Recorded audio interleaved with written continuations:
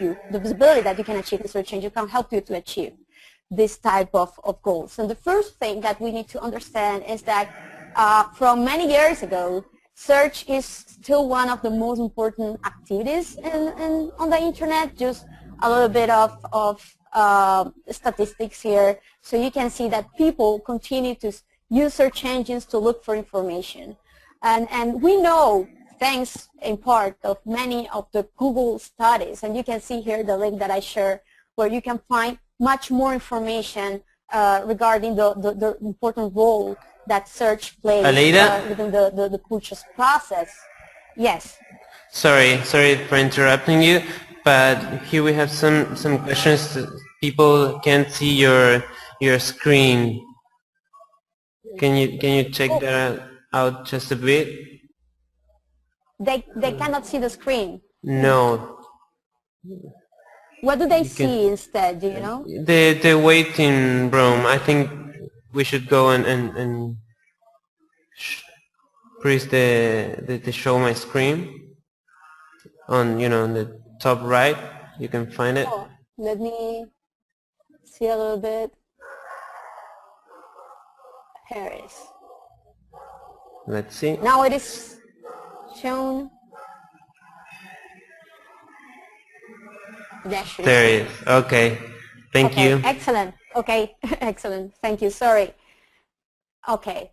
So this is the previous statistics and studies that I had mentioned before. So you can check out, and well, you can make sure, we can make sure that search is not going anywhere. Is an activity that is still important, and people continues to use search, as I mentioned before. And search is also particularly important towards the conversion, the purchase process of users. We can see here how even, and this is very important because a lot of people think that they should only focus on SEO if they have a website, an e-commerce website, a website that you can buy from directly online. And that's not true. We can see here in these studies that Google shared with us how search is very, very important, not only with purely online processes, but also in a purchase process that can happen online and offline, from discovering brands and products to compare prices, reviews, and at the end to finally making a decision towards conversion, right? So it's very important that we keep this into consideration, and because of this, we always take search also inside our marketing mix, online marketing mix. And we can see here too. I'm sorry to interrupt you again, but I think the screen is freeze. Is it possible? Because we can see your desktop just a bit, and the keynote is in the middle, but it's not maximized. And we see only one screen, the one that says a good search visibility. Yeah. Let me see. Now it's weird because I hadn't frozen it. You see that I am changing the slides now? Right. Now, yeah, perfect. And I apologize. I hope that now it works. Okay. Okay. Thank you. Great. So I assume that you hadn't seen these slides, the previous ones, right? That I was talking about. No. Okay. So I am going to retake that really quickly, just to make sure that we are perfect. all Thank you. In the same line. Don't worry. So what I was mentioning before, and this is the study showing that search is a very popular activity, and it's not a just common activity or an activity that doesn't have an importance towards conversion and towards sales, online sales. But we can see here in this other study how users and public in general, they use search in order to discover and convert and achieve those goals that they want through search. Even 6 months prior, for example, converting, buying something, reserving something online, they start searching. So sometimes it's not as straightforward process as we might think, like searching for something, going and buying directly, but we can see how powerful is search in the overall purchase process. Even so, it can be a little bit indirectly too. So it's also important that we take into consideration that I will refer a lot to Google, and when I will be sharing some resources later, I will point out that Google does this or Google takes this into consideration, and you may ask why everything is Google. It's because of this. You can see here the latest ComScore information, the data that they gather from, in this case, from the US, but also they do the same with all of the countries, and all of the Western world is really under Google. People use Google to search a lot, and really in general, it's like applying the Pareto principle here, and making sure if our site, our pages can rank well in Google, you can be sure that this goes also mostly hand to hand with best practices, for example, with Bing too, and Bing also powered Yahoo's search. And in other countries, for example, we can find that the other search engines are important too, like for example in Russia, it is Yandex. In South Korea, it is Naver. And also in China is Baidu. So yes, there are countries, specific countries, very specific countries where Google is not the main player, but let's focus on the most important markets at the moment, the ones that we are focusing on at the moment, where I am pretty sure that Google is, in this case, the king of search. And it's true, search is important, SEO is very important. I am going to show you later how to improve your visibility, but this is getting more complex over time. Among other reasons, because you can see how the search results of Google have evolved lately, and they are showing much more their own properties, from their own ads to Google Maps results to already the answer to the questions. For example, if you look for exchange rate or the weather of a city, it's true, you can still get the results there of other websites, but Google already gives you an answer there. So this is evolving, this is getting much more complex.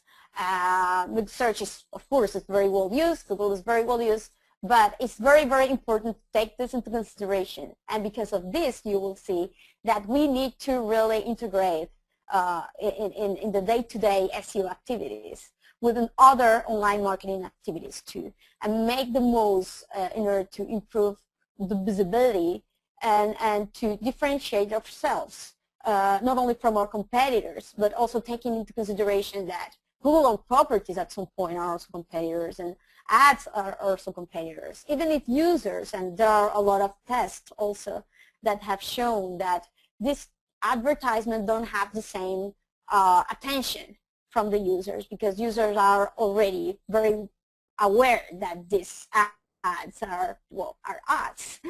So and because of that, they are quite possibly not as organically or naturally relevant to them. So they tend to avoid them too. We also have a lot of constant updates by Google. You can track the different updates here in this website that I am sharing here. They have all of the updates that Google have done. The thing is that a couple of years ago, Google did an update on their architecture. They have now they switched over something that was called Caffeine, and it was nothing more than to be capable to do constant updates in their index. So they don't need to wait now like months to make updates to their index, to apply a new filter, to apply a new factor, or taking something additional into consideration to rank websites. No, they can do that like day to day now, and they do it, That's the thing. So it's very important that because of this, we are very aware of the factors that Google take into consideration, that we make sure that our websites go hand to hand with this good practices and considerations that Google follows. So at any point we are not caught into any type of update in a negative way, or we are penalized, and these are things that we really want to avoid and to take into consideration. Also, search is getting more complex because of multi-device search.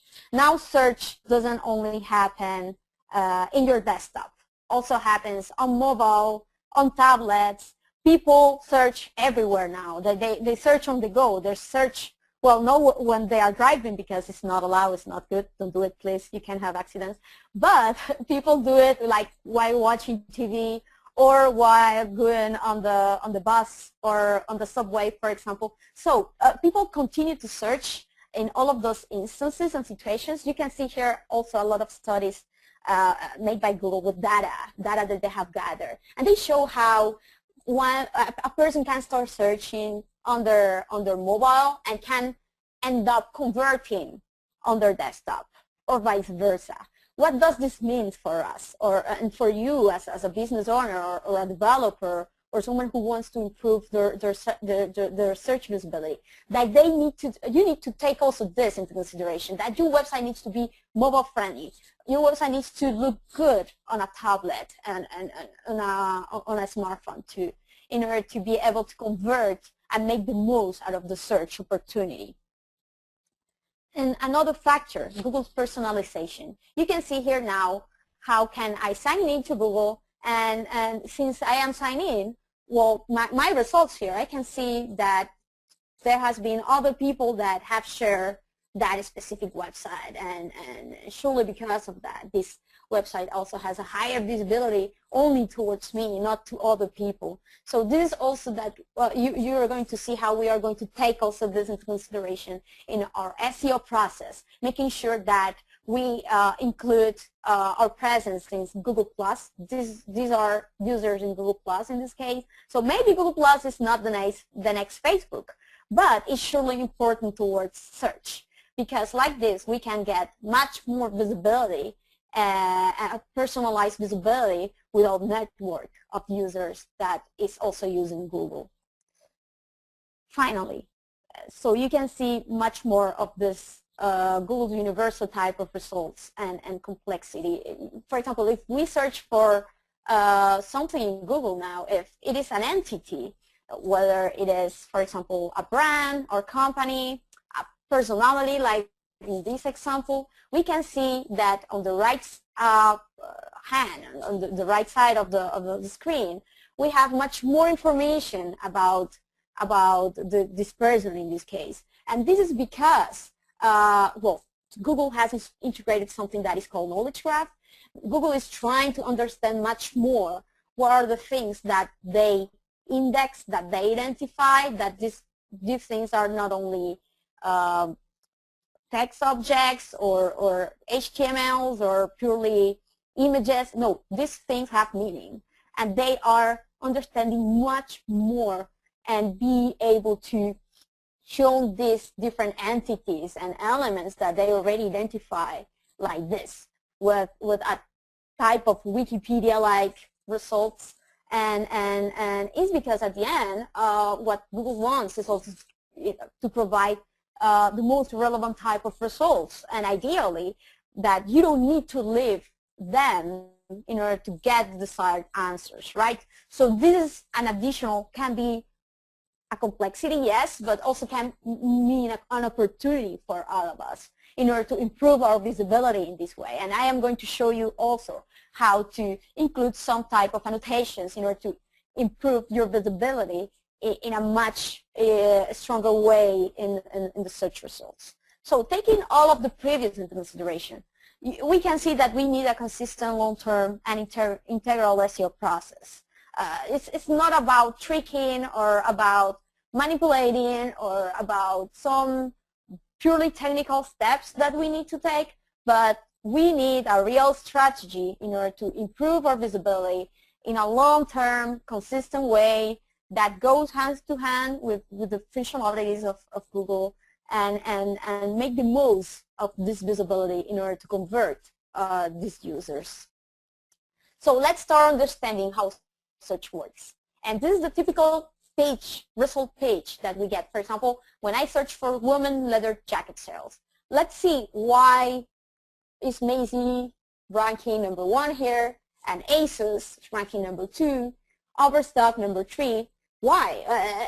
Have you ever asked that? Well, this much more simpler type of answer in a very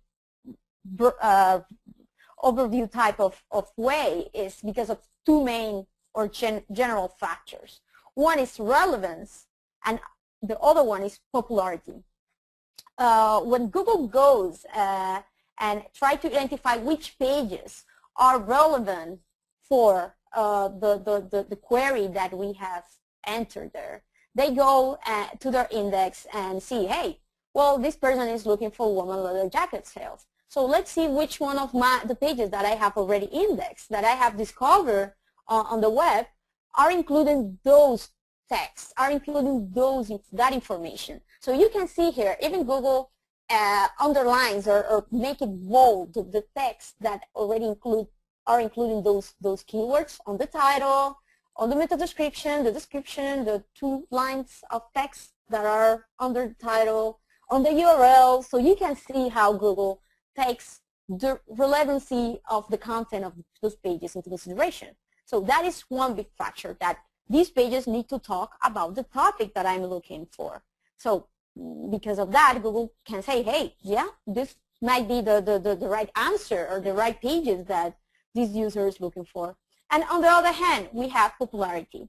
And this is the way that Google started to take into consideration when they started, and what's their differentiator from Alta Vista, for example, when they started a lot of time ago. And this is why they make sure that it's not only a relevant but also a popular result. You can see here, I have used a bar here to show the amount of authority and the incoming links that each one of these pages have.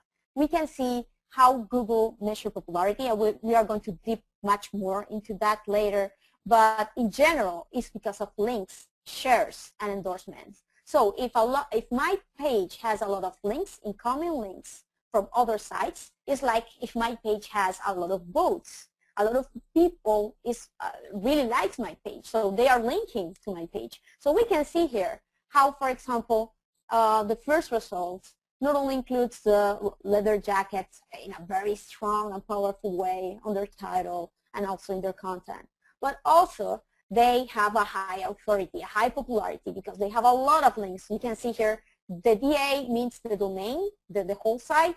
The whole sites, Macy's has more than 2 million incoming links. It's amazing. It's impressive, really. And only that specific page, the one that is ranking, we can see it in the other side, the PA, that's the page authority. The 46 over 100 is because they have 221 links. And you can see how the results below have lower links. And if at some point one of the results may have higher links than the page ranking above, is because maybe they are more popular but less relevant. And Google tried to balance these two main factors in order to rank these pages here. And what they want to make sure is that these pages really are solve the query, what we are looking for. And these are the suitable results for us. And we can see here how in some way or another, by balancing these two main factors, they are doing it. They are doing it in a good way. And we are going to now dip deeper and see which are the sub-factors that are also taken into consideration in order to sort out the relevance of each page and the popularity for each page. But these are the two most important factors that you always need to remember. You need to make your page relevant for the keywords that you want to rank for on one hand, and on the other, you need to make your pages popular. And thanks to these two main factors, you will rank higher. Now we can see here which are the different sub-factors that play a role. So Google can identify that our content is on one hand relevant, and on the other, that our page and on our domain, our website has a high popularity and is a high authority presence that deserves to be ranked as the first one. But you can see that these two big factors are above another much more fundamental one, that is a crawlable web structure. It's good. I mean, we can create a lot of content, a lot of keyword-rich content, including the keywords that we want to rank for. Fresh content, unique content, it's great. We can also build a lot of links or earn a lot of links because we are very popular. We do a lot of campaigns, that is great too. But that all needs to go above our crawlable web structure. And because we need to remember that this is at the end the web search. Google needs to be able to identify with their bots all of this content, all of this authority, and crawlable web structure that has a good URL organization that is accessible with internal links linking from one page to another. Also that has a good mobile configuration that we spoke about before, how it's important now. Mobile plays a more important role, and a page that is also fast to access, that loads really fast, is important. Once these main factors that I am going to share with you much more specifically later are in place, then Google is able to understand the content that we publish, and Google can see, hey, they speak about this topic and they are relevant about these keywords. They want to rank with this. They deserve to rank with this because they include fresh, unique text, images, and videos about this specific topic. And they include structured data. I am going to share what is structured data and how you can include it too, so Google can understand much better the meaning of your content. So like this, they understand the relevance of your content. And on the other side, they can see that you have a lot of incoming links, a lot of people is linking to you, you have a lot of happy users, of course, so everybody's linking to you. You have a lot of citations. Citations are like mentions of your brand through social channels or platforms. You also have social mentions, shares, retweets. So Google can see that you are a high authority within your field. And because of all of these factors and sub-factors is that Google rank you better. This needs to go and need to be implemented in a process. I mentioned before that not because you optimize this and there and improves a little bit your website relevancy, that will mean that you will rank consistently better over time. In order to do that, you need to have a full process, a good process with specific phases that you need to follow. And these are the phases that we are going to follow. For each new SEO process that you start, you need to do a keyword research. The keyword research is like the market research in order to understand which are the keywords, which are the terms that your users, that your audience, your potential visitors and customers online are really using in order to look for your products or your services.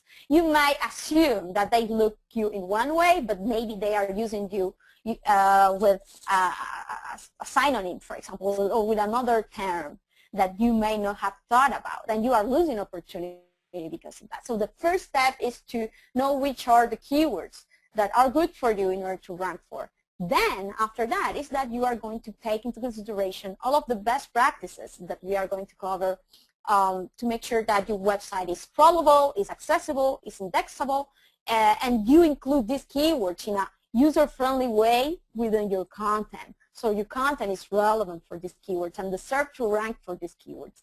And then we are going to make sure that this optimized web structure is not only relevant but also popular. We are going to grow your authority, your popularity with a link building campaign.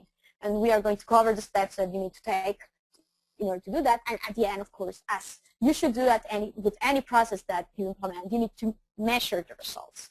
And this is very, very important, that a lot of people stay like with link building and that's it, but no, you need to measure. You need to see what's working well, what is not, how you can improve those results that you have achieved at the beginning. So results measurement is a key part because an SEO process is a long-term process that is iterative and incremental. So what you will do in the first part of the process at the beginning is just to understand how it works, because you have never done an SEO process before.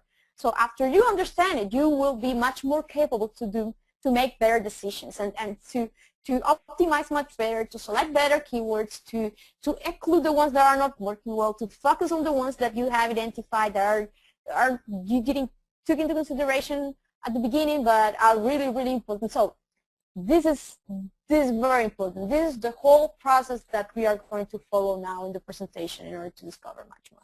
And here you can see how still relevance keep playing a very important role here, with the first keyword research step and then the web optimization step. And then, of course, a crawlable web structure. We are going to make sure that this is happening when we optimize our website. And again, the popularity here with the authority growing link building campaigns that we are going to do. So you can see how this process match with the factors that I have shared before. And we are going to make sure to achieve them in order to get the results that we look for. So the first step is to develop a keyword research. And in order to make a good keyword research, we need to take into consideration some user factors, business factors, and our current status, our current website status. So the first one is how relevant is each keyword towards our business. We can take into consideration a keyword that may have a high search volume, and this we are going to see how to identify the search volume is the times that people use that query, that keyword to search for our services or our products. But is the searching the relevance is not very high. Maybe we have only, for example, a little hotel in Madrid, and of course hotels in general, as a generic keyword, is very popular. A lot of people use it, but maybe they are using it to find a hotel in Argentina or in Mexico City or in Seattle. So it's not a relevant keyword to us. So relevancy here is key, because usually, and this is the long tail principle, a lot of the keywords that have a lower search volume, that are not so popular, but they are very, very relevant towards our business. The intent also, that is another factor, is very towards conversion. It's very high towards our own product and what we want to achieve. For example, if someone is looking for cheap Madrid hotel reservation, or hotel in Madrid center, or hotel in Madrid offer, those are long tail keywords. They are much more specific. Of course, there's not a million people looking for them every day as hotels in general, but those people that are looking for them, like those specific people, if we rank for them, it is very highly likely that they are going to convert with us, because we are very, very relevant for them. So it's also important that we take here competition into consideration, because it's not the same to compete with, for example, very well-established websites such as hotel chains or travel portals than to rank with other blogs or other small businesses. It's not the same. So it's very, very important. I am going to show you how to look for the competition, take competition into consideration, to know that you are able to compete with them, that your current popularity and relevancy is good enough to compete with these other websites that are already ranking well for these keywords. That is also something very, very important. Otherwise, you can lose a lot of time trying to compete for a topic or for a keyword that is not feasible at the beginning, and usually for later when you are stronger. From a business perspective, it's also a little bit about offer and supply, about trends and about seasonality. Think about the revenue.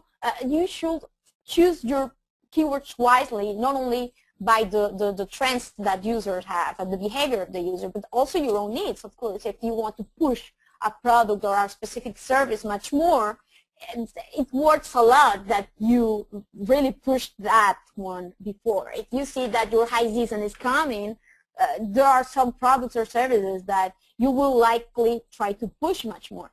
Take also into consideration that SEO is a long-term process, so it's not like pay-per-click. It's not like you are going to optimize your website or create a link building campaign and be able to rank for those keywords in a month.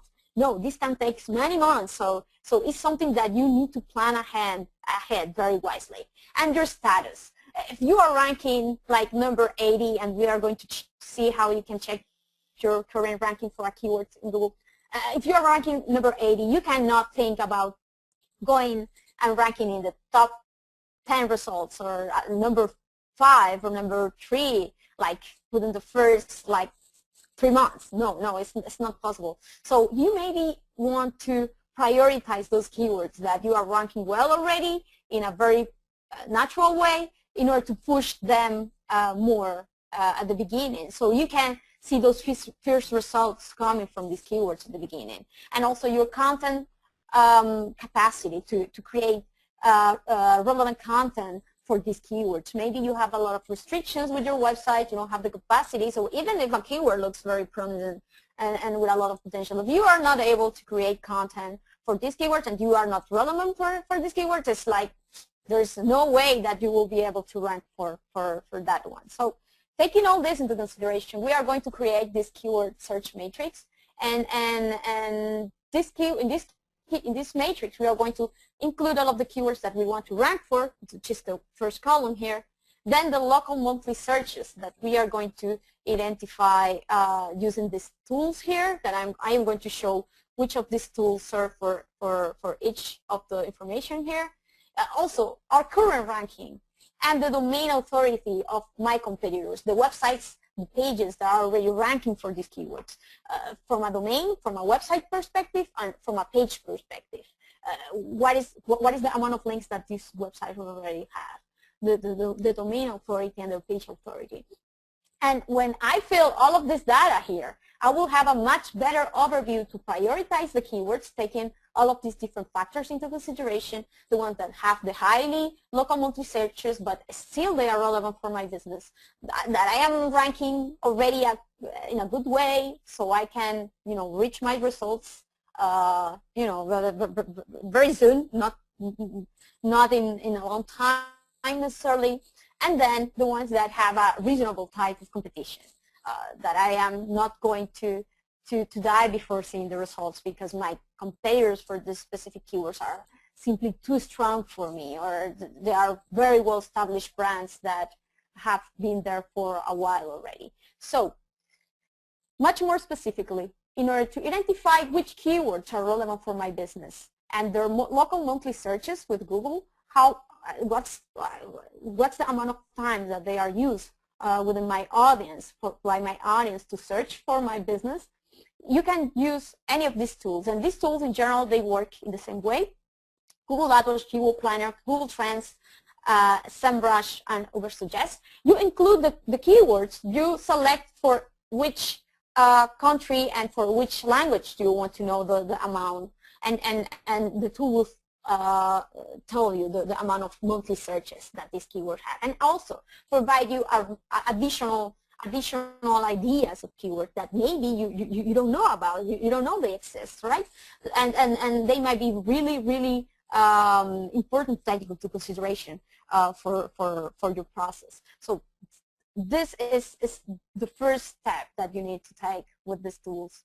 The next step is to check which are my current rankings for each one of these keywords. And you can use Authority Lab or the Moz tool in order to check for the keyword rankings, the one that I have already identified before, which is my current ranking for these keywords. Maybe I can see that I am number 9 already without doing anything almost, so it's very likely that I will be able to rank much better for this keyword much easily. But there are others that, I mean, I am maybe number 24, maybe 40 something, so it's harder to rank for them. And I use any of these tools really easily to look for that. And then for the authority of my competitors and the page authority and also the page and domain authority of my competitors, the amount of links that my competitors have, I can use the Moz bar, as you can see here. I can see here below each one of the results a little bar saying the amount of links. PA, that is page authority, that is a value that goes from 0 to 100. And DA, again, domain authority, this is the authority of the whole site, going from 0 to 100.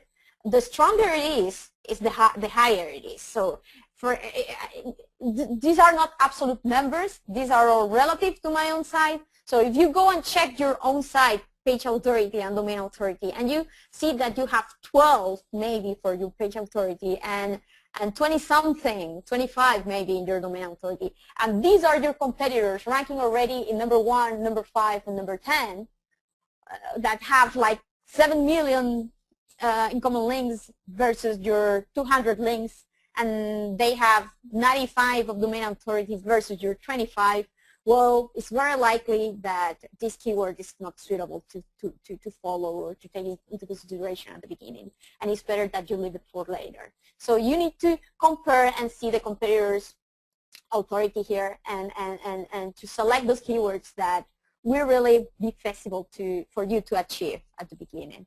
And once that you have this filled, you will have a much better understanding on how you need to optimize your site and which are the keywords that you will need to focus on and you will need to rank for, the ones that you will focus on, the ones that are going to be your goals for your SEO process. So this is a very important fundamental step that you always need to do in order to keep your SEO focus, SEO process focused. Aleida, I'm Once sorry.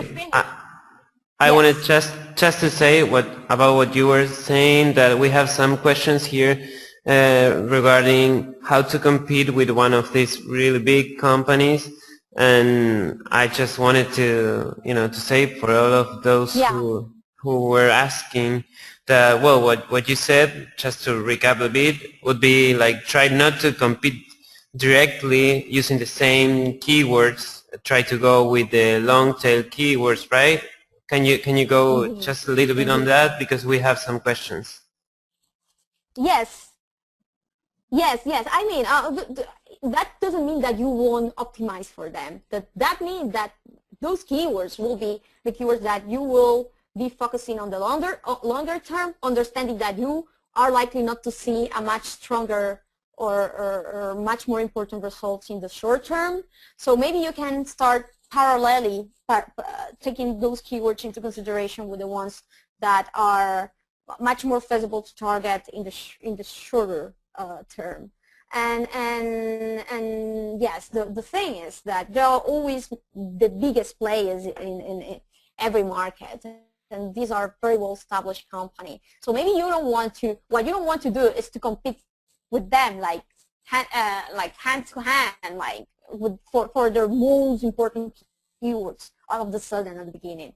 You will do that, yes, but maybe after a year, maybe when you have already established your popularity much more, and you will start with those keywords that maybe don't have so strong presence of these huge brands, because these are keywords that are simply not that much relevant for them or much more so attractive for them to target, right? So you want to prioritize these keywords at the beginning, to push them at the beginning, to to see these results coming from the beginning, and not to wait so much in order to get the bigger results that you can get with shorter, much more popular keywords with higher volume. But that are keywords that require a lot of work in order to rank for. So these are you would like to make a mix of keywords, try to balance a bit. Make sure just to keep your expectations in place about ranking for these much more popular keywords that have a higher competition at the beginning. It's only that. It's about expectations, setting the right expectations. You can work for them, of course, but just taking into consideration that it will take much longer to reach the results with them. And you may want, in the meantime, to also focus on others that are not so competitive. It's about strategy here. And so, Aleida, you have selected your keywords. It's about optimizing your site. Yeah. Sorry.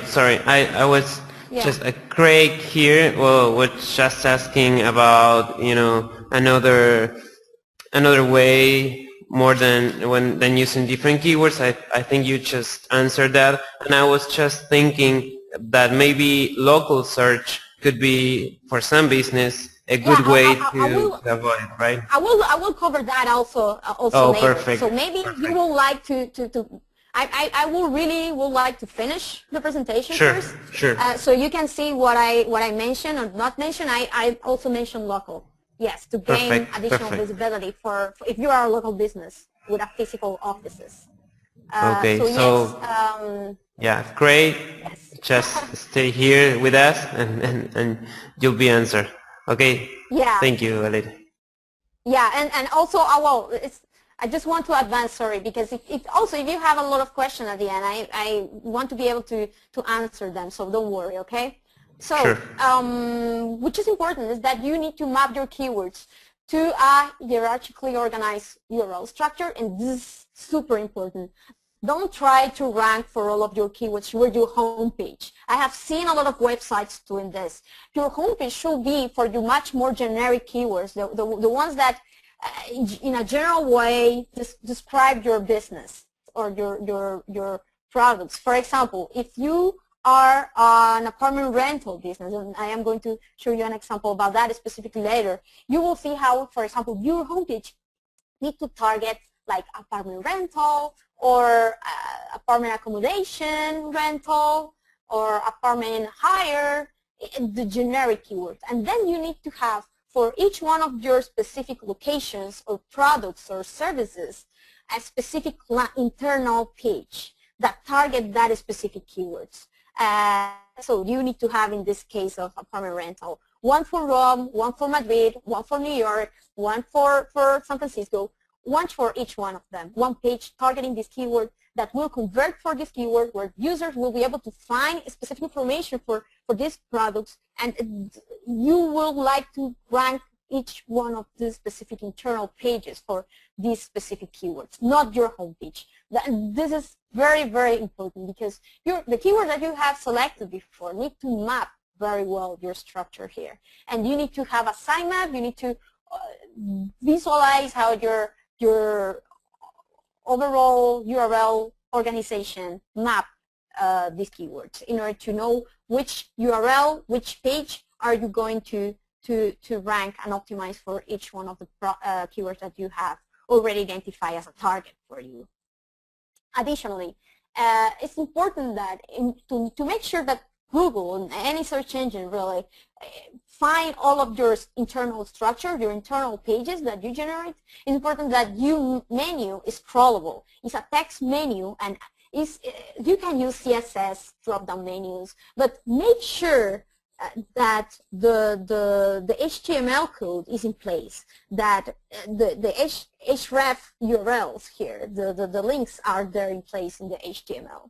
If they are, Google won't have any issue crawling them and identifying all of these different pages, internal pages that will serve you to rank and convert for each one of these different locations in this case, but might be different products, different services too. And you can check this really easily also by, you can go and search for a specific page of your site. You can check on the cache option of the results. Here you can see in the image number 1 here, you can select the cache option, and then you can see the text version of the cache. You can see in image number 2 here in the upper side how Google shows us what they really see. And this is like the text version of what their bots, their crawler see of our site. And we can see here how all of the languages and all of the currencies and destinations here are shown as links. This is great, because this means that even if we are having a very beautiful CSS menu that may have a drop-down feature, all of the different options are really crawlable and indexable for Google. So that means that Google is able to follow this, and we won't have any issue with our platform. So this is one of the main aspects to take into consideration. The other aspect is that we all aware that there's something that exists that is called ROBOTS.TXT, and this is something that at some point I have also seen that developers leave blocked when they are developing the site, but they forget about it later. So they launch a site, the site never gets indexed, they don't know why it is, and then you go and see that there's this robots.txt that is just a TXT file that is called robots that you need to place on your domain root, as Google has. For example, this is an example that I took from Google site, but any website has it really. So here what you give are directive to any search engine saying, I don't want you to crawl this, I don't want you to see this. These are a section of my page or my site that I don't want you to index or to rank with. Maybe you have a, for example, with the typical WordPress settings, they have like all of the control panels and all of those sections that are just for registered users. They are disallowed here, for example. There's not a lot of information that in general most of sites will like to block, because simply if you don't want that Google index something, just don't publish it.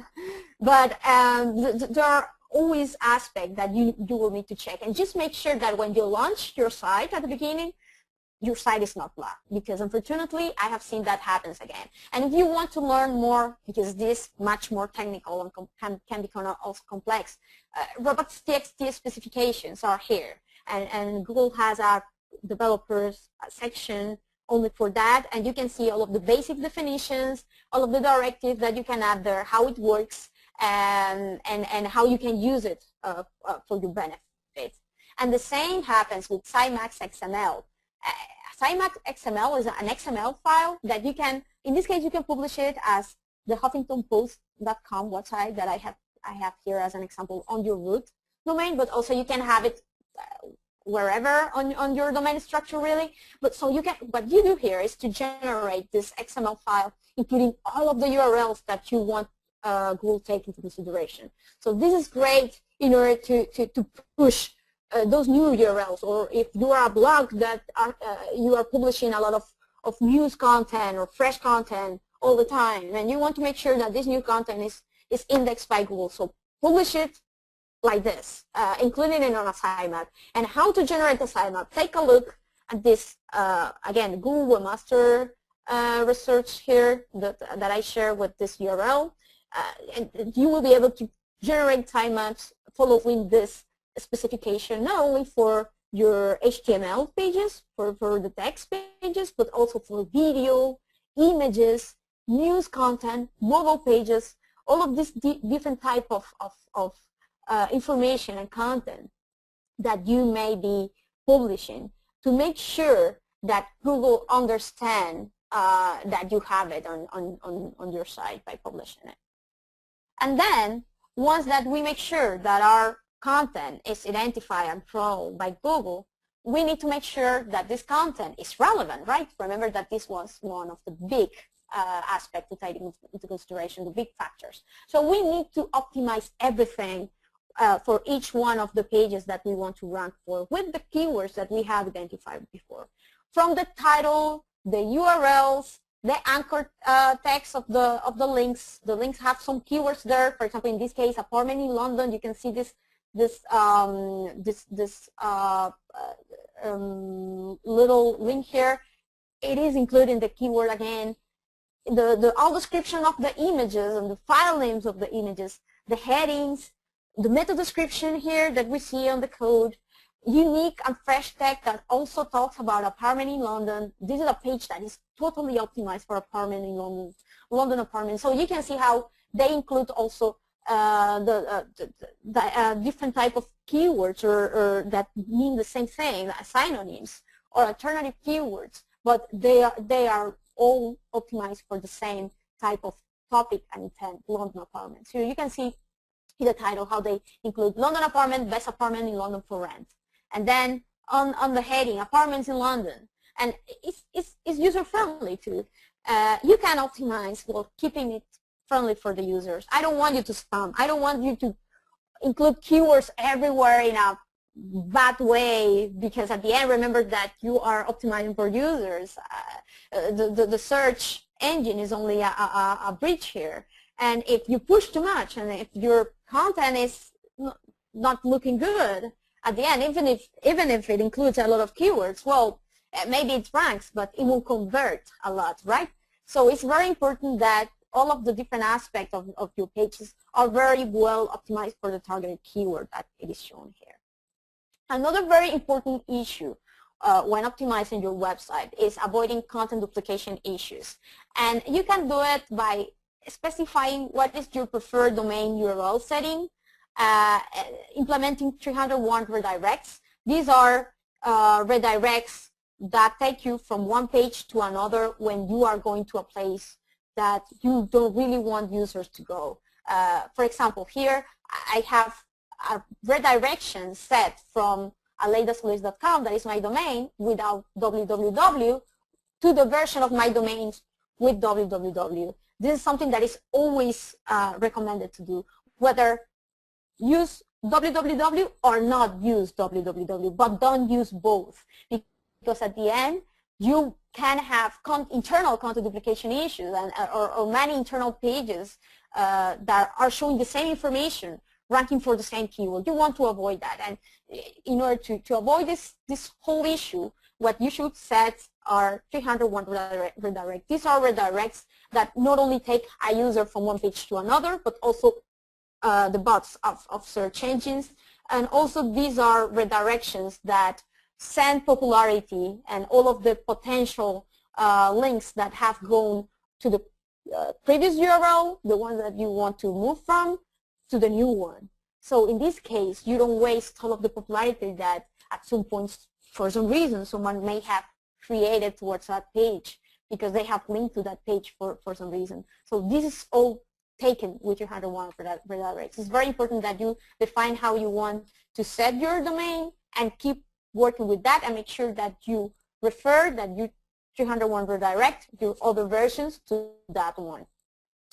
Additionally, you want to avoid internal content duplication issues with parameters and filters using canonical annotation. What happens, well, for example, when I share on Twitter, for example, or when I do a new campaign or an advertisement campaign, it's very well, it's very common that I generate a tag, a specific tag for each one of these campaigns, and I tag my URLs in order to track them and to be able to see the results of these specific campaigns in my Google Analytics, for example, and it's good to do it.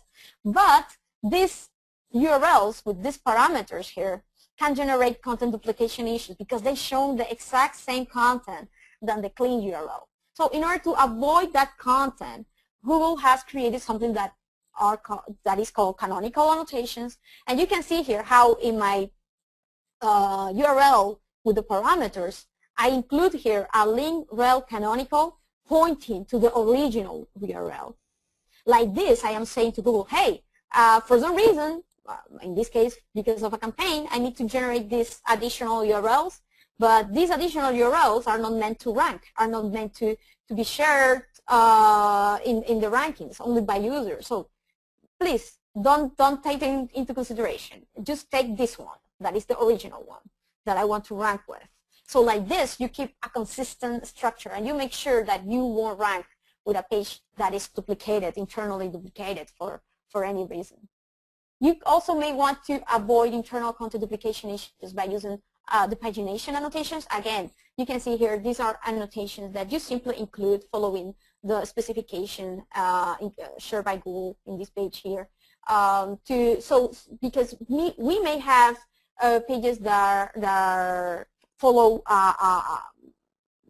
a series of other content. For example, the result number 1, result number 2, result number 3 for a specific product line or specific product category. And all of these pages may be a little bit similar, may be taken as duplicated content, although they are not duplicated really. They show a different type of products, not necessarily always in the same order. So in order to avoid this type of issues, we need to add this link rel annotation specifying the previews and the next page of each series of paginated pages here. Just to make sure that Google understands that this page is part of a series, and so that is why maybe they find that there's additional very similar content ahead, and they don't take that content as duplicated content. Additionally, we want to help Google understand the content meaning, our content meaning, using structural markup. Have you seen the little stars, the ratings here when we search for anything within the results. This is great because it gives additional information to users, make users to have a better understanding what our URL is for. It's likely to generate also much more clicks. So we can do this not only with ratings, we can also with reviews, people, products, businesses and organizations, recipes, events, and music is specified here. So let's do that. And you can see here the URL in Google where they have a guide for you to include structured data, to specify your data, all of this type of object that you can declare within your content, to give this content a meaning just by adding some simple annotations in HTML. Like this, Google will be able to understand much better your content and give you a much higher and better visibility in search engine result pages. Additionally, you can earn much more visibility if you are an author. For example, if you have a blog, or you blog also in many pages. So you can include here an authorship markup just by creating presence in Google+. And this is where Google+ plays a bigger role than the typical social network. It can give you much more visibility. For example, for me, it is with this picture of myself when I see my homepage ranks here. And it is because I have just added some annotations on my HTML saying that I am an author and I have an authorship a page in Google+. Also includes some authorship annotations. So again, I am telling Google, hey, I am a real person. I am validating my presence. I am an author. This is my website. Please give me a better visibility. And they do it in a good way. And again, the same, but with publishers. In this case, the Huffington Post. You don't need to be a big media to do it. So if you have a blog, you can do it. So again, you just need to create presence for your business, for your blog or news site in Google+, and link to it. And like this, you will have this much better visibility, the one that Huffington Post has on the right hand of the results when someone looks for them. If you're a local business, you can also create a Google+ page for better local maps results visibility. And this is quite also easy to do. It's like creating your own profile for Google+. But you just need to go to Google+ for business here and add all of your business information there in a very accurate way, including a lot of images. Also, again, optimizing for the desired keywords, choose the right categories, link the page that you created there for Google+, in Google+, to your website to make sure that you not only drive conversions to your website, but also that you make sure that Google knows about the relationship from your website to that presence in their own place platform. And like that, you will be able to have the visibility like these results in red here have for apartment in Barcelona. They are ranking well. Google understand that these are websites. You can see the URLs of the specific websites, but Google also identified that these sites have present in Google Plus for Business, in Google Maps. So they also show their location in Google Maps. So like this, you are able to achieve a much better visibility in Google results. Unfortunately, this is something that is only available for the websites that are owners of their own locations, of their own offices. For example, if you have an aggregator, and this is something that I have seen before, you have an aggregator of many apartments, but you are not the owner of the apartment. Unfortunately, it's not something that you can do. It's only for the owners. If you have many offices in your country or internationally, and you are the owner of these offices, your company is, well, you can do it. There's no problem though. So if you are a restaurant, if you are a bar, if you are a gym, you can do it too. So all of the companies, all of the different businesses that have a location, a specific location, you can do it like this and earn this much higher and better visibility. Something very important nowadays, even more with mobile results, are also make sure that our pages load like really fast, very fast, by specifying some and implementing some some elements. For example, specifying cache, the externalizing and minifying CSS and GS. Those of you who are technical understand much better. If not, don't worry. You can use page speed insights, this tool that I share, the screen that I share here in this URL, and also install some plugins in your browser, like the one that I am showing also in the screen here, marked in red, and you will be able to understand much better if there's something wrong with your speed in a much easier way. And this tool gives you like really easily things to do in order to improve your speed. For example, in my site, I have everything good, but I just need to enable compression for some elements, usually the JavaScript and the CSS, and also minify the CSS. So it's very straightforward, very actionable. Please use this tool. You just need to enter the URL there or install it on your browser, and it will give you specific things to do in order to improve your speed. And then, if for some reason you already have a mobile website, or and you sometimes even find it on your desktop index, and some users end up going there but are not referred to the appropriate version. For example, at some point, a friend of mine may share a content that has been published on a mobile version of a site. I end up going to the mobile version, but from my desktop, and I am not redirected. These are the type of experiences that Google don't want us to have. And these are the things that we need to avoid. We need to make our pages mobile friendly. With a responsive design, we can see in the left hand of the screen here how my design with responsive will look good in any tablet, in any mobile phone like this.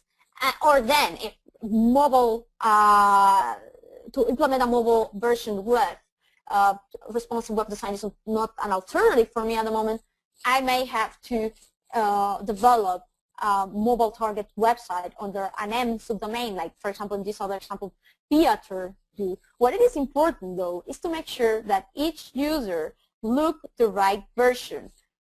If I go from a desktop, browsing from a desktop, please don't make me go to the mobile version or vice versa. In order to improve this and to make sure that you are giving also not only users but search bots the right version of your site, and to make Google understand that you have a mobile version if you have one, please make sure to follow these two resources. I wrote a mobile SEO audit article here instead of search. You can take a look at this guide, very step-by-step guide, and then this, of course, Google best practices to implement redirects right from mobile to desktop when, if for some reason you end up in the wrong version, and also by adding some annotations on your code. If you have a parallel mobile website with their own URLs, to make sure Google understands that these are not copy or duplications of your site, but these are the mobile versions. There are also an annotation for this, and you can look for this annotation that are shared in this guide that Google has shared with users too. So make sure that you read this, and if you have already a mobile version, make sure to follow these guidelines, and to make sure that you test with the tools that I share here to make sure that the user look to the right version always. This is fundamental. And some tools to help with this process.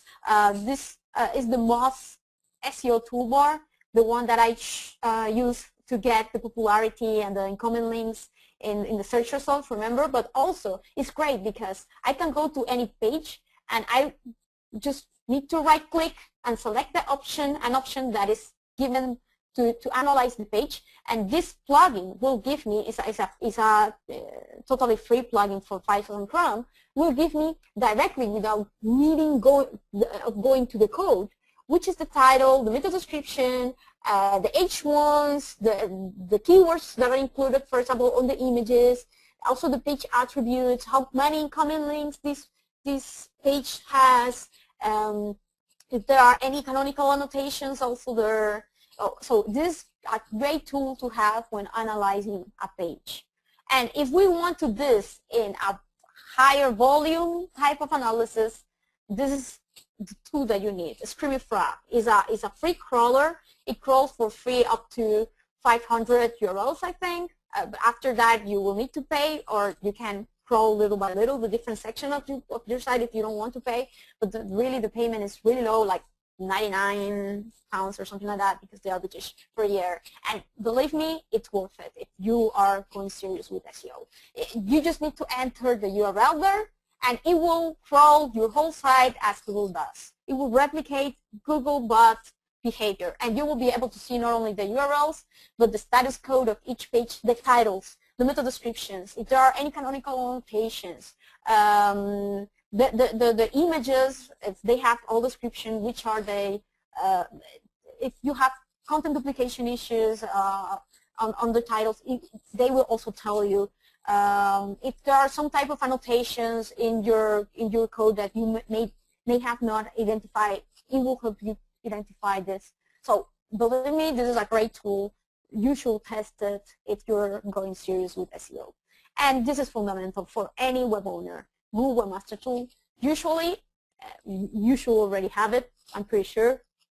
It's very, very important for SEO because it gives you additional information about visibility and crawling errors of your site, if there are any, and things that you need to fix and make sure that are okay. And also remember the ROBOTS.TXT and SITEMAP.XML documents to make Google crawl well your site. You can upload them towards this control panel in Google Master Tools. It's totally free and gives you a lot of information, the amount of visibility that your page has also in the results. So it's very, very highly recommended that you implement it. And a final tool that you take into consideration is the Firebug extension for Firefox or Chrome. You can use it to search for really easily to browse your code without going directly to the HTML. If you don't really want to dig that much into the HTML, you just want to see if for example, if the menu is how it is implemented, if the URLs are there, you can use it very easily to check to your code. And once you have done this, it's time to grow your site authority. And here is the meaning of what is meant to have a link building campaign, and in general what incoming links, mentions, and shares mean to your site and its popularity, its authority. Incoming links, mentions, or shares are really define the popularity and it's relative to really the industry that we are at.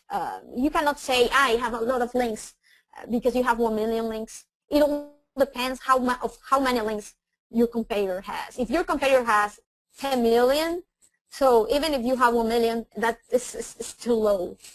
So it's not an absolute number. It's a relative number according to your industry. And for your links, what you want to make sure is to, of course, take into consideration the amount of links that you have, the volume of links, the relevance of these links. That it's not the same to have links from really important websites from your own sector, in your own language, in your own country, talking about relevant topics, than having a link from someone that just happened to browse your site but is from Australia and has nothing to do with you, and maybe it's a personal website and this person is a doctor. It's not from your industry, so the relevance is not as high. Also, from high authority websites, it's not the same to have a link, for example, from the Huffington Post than from my blog. Of course, you want high authority links to make your site stronger and more popular. You also need to take into consideration the trust, the diversity, and the type of links. You need a mix here. When it is not normal, and you will find that these are the type of things that don't look good and Google take into consideration to penalize websites, is when they have a ton of links coming from the same sources, links from websites that are linked between them, so they are obviously a network. So Google simply assumes that you are trying to manipulate something, your popularity there. So it's not good, and they might get you penalized. So it's very, very important that you create links, but in a consistent way. We are going to see strategies to follow, but to make sure that you accomplish these factors, so you are not penalized. And these are the guidelines that you need to check.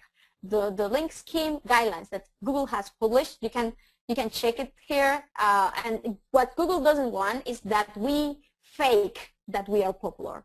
Google wants the websites to rank because they are really relevant and popular, not because they are faking it.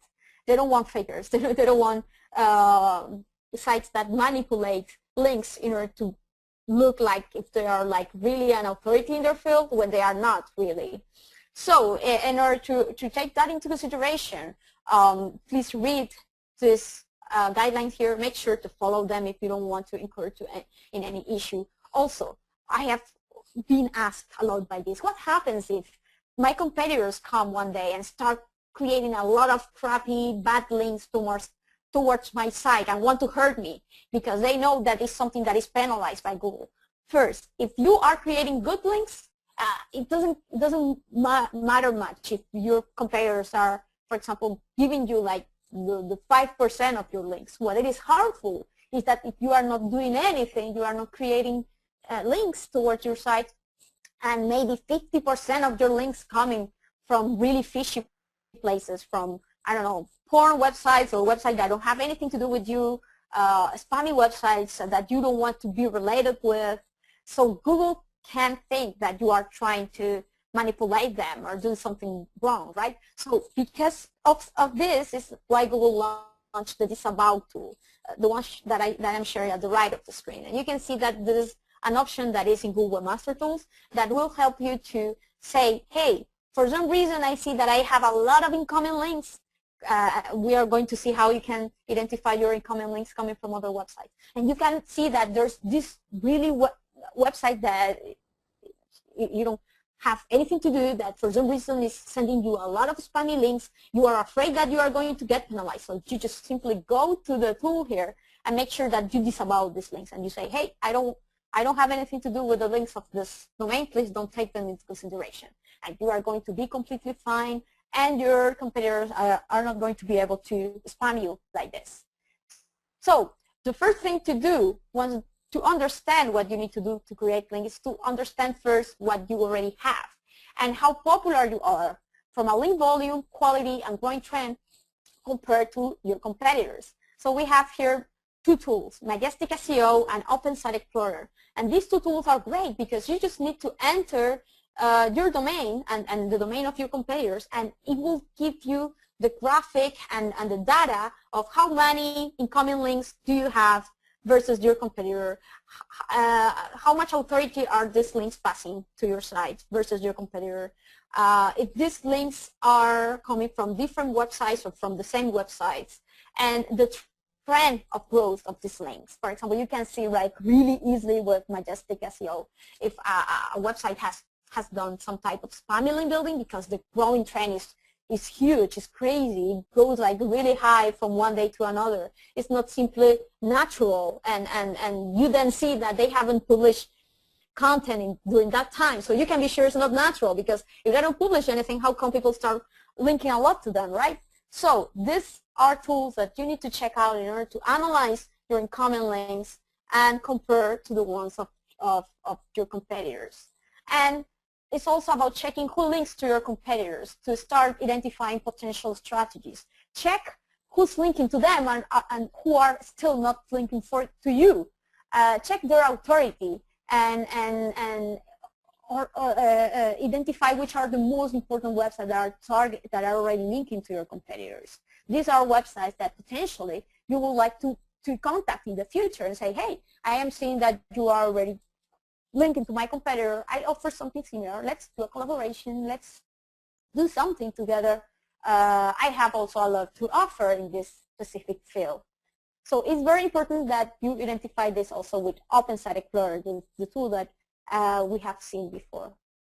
Also with this tool, you can see here something important. Not only which page is linked to your site, but also the anchor text, the keyword that is being used from the different pages that are linking to your site. So this is very important, because if at some point you see that you have a lot of links coming with the exact same keyword, not your brand, but you know, these very specific keywords that is not normal that a lot of pages link to your site with. For example, in my previous example of hotels for Madrid or Barcelona center, it's not normal that you have like half of your links with the anchor text or the keyword hotel in Barcelona center.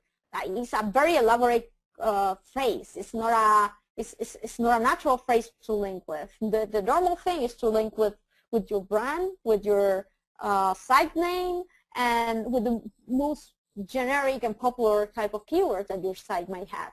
So if you see that you have also a lot of links like this, not necessarily you, but your competitors, they may have done a lot of link building, but not in the most natural way before. So this is something that you want also to take into consideration, that your link mix and the anchor text, the keyword that you use to link to your site, they need to be mixed. They need to be naturally mixed, and to make sure that there's not something too pushy there that might seem not unnatural to your site. And also another thing to identify is which is the most shared content of your competitors, and where is this content shared. And this is a tool that is called Social Crawlytics that is free to use. So you just also crawl your site or your competitor's site like with this, and this tool will tell you where the content has been shared, if in Twitter, Facebook, Plus, LinkedIn, Pinterest, whatever social network, how many times each page has been shared, so you can identify the content that is the most attractive one from your competitor's side, and how your audience is really sharing content in the different social networks, which is the most popular social network for your audience. So like this is an additional source of potential important information to take into consideration for your link building strategy. Also, identify who are your audience influencers, from communities, blogs, to social power users. You want to use follower wonk and search, for example, if you are targeting the tourism sector in NYC, you will just enter that information here, and this tool, amazing tool, will give you the most important users by the amount of followers that talk about tourism and they say are in NY. So it's great to identify the users that are really relevant towards your business or in your sector. And of course, you need to choose and follow and take into consideration those influencers that at some point might share or endorse your website, that those that you want to share when you create a new content, when you create a new campaign, and can help you to promote it to their followers too. And also take into consideration the websites that are ranked in sites like SimilarWeb or Alexa. These are sites that rank the websites from different industries. So if you want to identify which are the main blogs, which are the main media of a new industry that you don't know that much about, this might be the best way to do it, because it ranks the websites from all of the different categories in many countries like this. So you may want to identify which are the most important ones for your industry in your specific country like this. Additionally, make your website really easily shareable, including social buttons. So any of the users that want to share your content, they can do it really easily. And also creating active presence in the platforms, the social platforms where your audience is. For example, we can see here Mashable. They don't only include the buttons on their posts here, like in a very visible way, but also they even have an Instagram profile, right? I mean, you will say it's not that straightforward to say that is useful or relevant for a brand like Mashable to create a presence in Instagram. But in their case, it's a great way to share for them their most important pictures or even their videos. For example, here they were sharing a video of a 3D printer that they had covered on a post. So they make sure that they distribute and they make the most out of all of their different content formats, and they distribute these formats in their social presence, building much more followings, building much more shares, earning links and endorsements like this, building their audience like this. So you need to identify where your audience is and to make your audience easy to really incentivize your audience to share your content like this. So once you have identified all of the previous elements, it's about creating attractive and useful assets, making the most out of your own resources, of course, and promote it in order to earn links and share from your audience, leveraging what you have learned before, seeing what you have already from your competitors, understanding better where your audience or influencers are. So create guides, tools, resources, news, campaigns, offers, event, contents, donations, any type of asset that will connect with your audience, and align all of your current processes, activities, promotions, communications, if you distribute news releases, content, social actions that you may have, your relationships also with other websites and media, align everything in order to increase your visibility and earn shares and links. Promote, of course, promote relevantly, because what Google says a lot is you need to create useful content or attractive content and people will link to you. What they don't say, and which is very, very important, is that you need to promote this content, especially at the beginning, because you don't have that much following, a lot of following, or a lot of authority. So you need to build that authority from scratch at the beginning, and you need to promote very hardly. And we are going to see on the next slide how to promote hardly all of the actions and strategies that you implement, all of the assets that you create in order to fulfill a need of your audience, in order to create something attractive and useful that your audience will share and will link to. You can get inspired too by these two link building resources. These two are huge lists of link building strategies to give you a lot of ideas. You can even browse some of them here by the different resources that you will need, the link value that you will get from them, and the timing that you have.